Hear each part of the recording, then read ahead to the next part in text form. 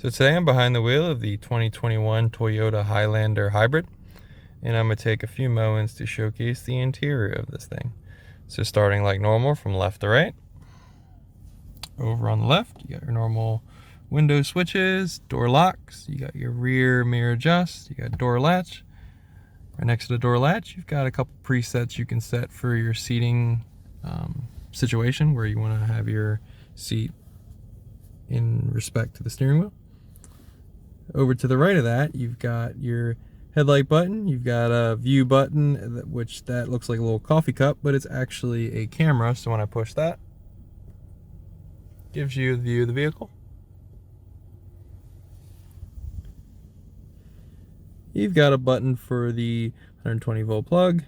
You've got a rear hatch button. You've got a heated steering wheel button, as well as a windshield wiper button. Below that, you've got a little cubby hole for a wallet, maybe you could store in here, change, anything small. Fuel release door lower than that. Above that, you've got your trip odometer reset button, as well as two buttons to adjust the dim level of the gauges. Now moving over to those gauges, over on the left, your normal tach is gone, and in its place you get this hybrid gauge. So right now it's just the lowest setting, and if it goes below that, you'll be charging. If you go above that using a more fuel efficient driving experience, you'll be in the eco range, signified by that green bar. And then if you put your foot down, you'll be in the power range of the vehicle. And of course there's an off as well. You've got temp gauge hidden inside that gauge. Over on the right, you got your speedometer with a fuel gauge below that. Now in the middle, you've got a nice digital display, which allows you to cycle through a bunch of options. So let's go all the way to the top. So you've got a digital speedometer, you've got an eco score, and you've got the fuel economy of your driving. Going down, you've got driving support, kind of gives you a compass. Going down below that, it shows you what kind of media you're listening to. Currently it's on Sirius XM. Below that, you've got some driver information. So it's currently on the energy monitor.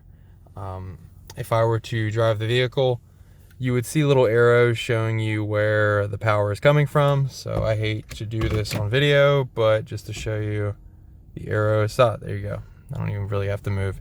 So you can see where the power is coming from. So that's obviously the hybrid battery in the back, and that's the engine up front. So you could see it's cool because it shows you, where your energy is coming from to power the vehicle. Moving over to the right, you've got tire pressure sensors, so it shows you which wheel has what. Currently the right side is 1 psi more than the left. This is a screen I usually use in my Toyotas that I drive. Based on these 5 bars, it signifies how much power is going to each wheel, and mostly obviously I use it in the Toyotas that have all-wheel drive or any sort of 4-wheel drive system and showcases such. But when I'm in a hybrid Toyota, I really like this screen because I like to know where the power is coming from at any point. I'm not an expert driver in any way, but I can usually determine, in any sort of all-wheel drive situation, what wheel is getting the power at a time. But in terms of hybrid power, I mean, you can feel the initial thrust in from electric vehicles and all, but when they're both working together, it's hard to know when one is working. So I like that little hybrid screen to showcase which one is doing its job. And then finally, on this grid, it's a safety system status, just showing you your pre-collision system, parking assist, your blind spot monitoring, and your rear cross traffic alert, showcasing that it's all working. Going down one more, you've got settings, so lane assist, your collision warning, gauge info, blind spot monitoring, so it's just another screen for that. And below that, message screen. So also showcases you the temperature outside, what gear you're in, and of course your odometer, Up top, it'll show you what drive mode you are in, and I will showcase how to adjust that on the center console in a moment, and of course the time. Now moving back to the steering wheel, how I was adjusting between all of these options up here is over here on the left. So going up and down kind of gets you through the different options, and then going left, right will switch you between the different screens in that option. So for example, the screen I like, if you want to switch between, you just go left, right. So back button, phone, you got your volume control, you can talk to the car obviously. Now lane assist, or the driving sensors, you got the mode button for switching what you're listening to, and you've got obviously different tuner buttons as well as the cruise control buttons as well. Just give you a better look at the steering wheel. The start stop is right behind the steering wheel on the right side. Moving to the navigation infotainment display. So this is the home screen.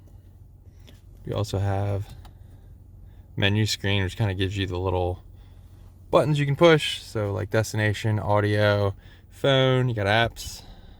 Currently there are none really on this model. Projection, so you can project your phone onto the screen. Info, traffic, accidents, weather, vehicle alert history. Nothing on there at the moment. Setup, allow you to change so many things, such as clock, projection settings. If you want the car to beep when I just push the buttons, you got Bluetooth. I don't have a device connected. I'm currently using it to record this. Audio, phone. Didn't want to display some other person who had this vehicle's information. Voice, vehicle. Oop. You got maintenance. You can adjust things and see the current situation when the next time you have to maintenance to those items. Vehicle customization, door lock settings, climate settings, light settings, and convenience settings. And you also have valet mode. Your navigation, Wi-Fi, the app suite, the traffic, data services. You can download data. And how I was controlling that was down low right here. So you got home, menu, audio, map for quick buttons to pop you in that setting. You got a power volume control on the left. You got a tuner scroll button on the right. Below that, you've got all your HVAC settings, which as you can see, you can also pop out a digital version. So I can either do over here to cool or to heat, and you can see the number changing up there. And I can also do it digitally if you wish. Hazard button right in between your vents. Below that, you've got a cubby hole, and you can also pop out this little tab right here to force a cord through if you wish from the bottom, because there are ports down here. You've got USB, a couple other USBs as well, USB-C. You got your normal, what I call smoker's port. So if you were to plug something in, you could force the cord through, pop this out if it's a big cord or something, I don't know. They just think of any situation you might need some fat cord, I guess. You can slide your phone right here in this nice little spot. There's also pretty good cubby space right here. Moving from all that, you've got your gear shifter.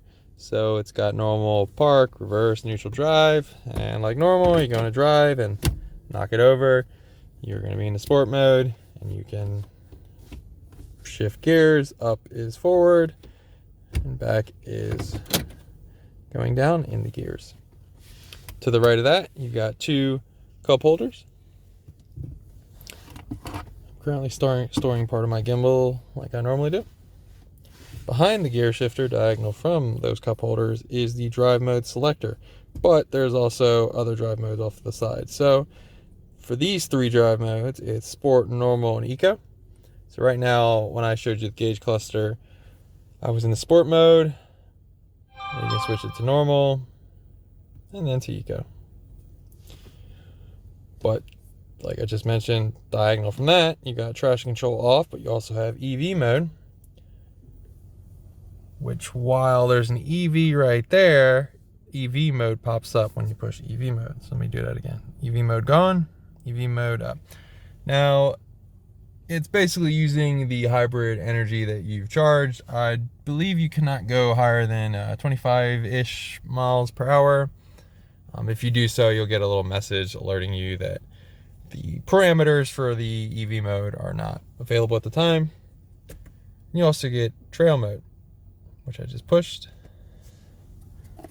And a little rocky. I don't know if you can tell right where the P is. It's got kind of a little rocky there for a second, so make it go away. It's got a little kind of rocky animation for off-roading, I suppose. Now going back up towards the cup holders, you've got your emergency brake, what I call tab, as well as the hold button for when you're at a red light and you want to save your foot. Put your foot on the brake, push this down, the vehicle will hold for you, stretch your legs, and then when you're ready to go, put your foot on the brake, push the button again, and you may go. Behind that, you've got a nice cubby hole you can slide back. It's got a IQ charger, which you can turn off, I should note. Really like that about Toyotas. You can also flip it up. And there's another slot down there. And you can put it in a certain situation however you would like. And there's another smoker's port, like I call, right here. I guess I should turn that charging port off. Moving over to the passenger side, that nice cool cubby hole that I mentioned right here, you've got one on the passenger side as well. It does not take away from the fact that you also have a glove box. Let me give you a look at the passenger side door.